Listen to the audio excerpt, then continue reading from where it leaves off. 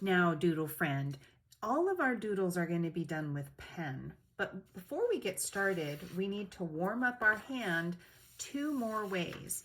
So with your doodle sheet, you're going to slip a piece of paper underneath just in case that ink wants to bleed through. Now we did our exercise, check.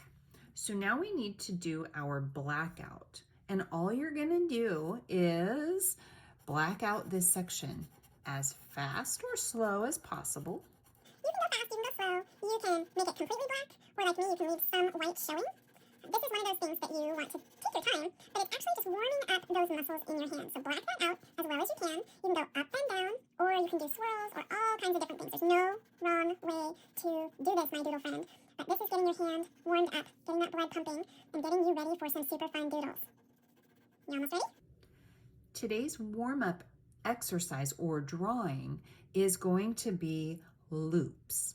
So we're going to pretend we're riding on a roller coaster and we're going to do 3 rows of loops. You can do close together, like this. You can spread them far apart, like this. When you stretch, this actually stretches your wrist out, or you can even do them super close together and fast.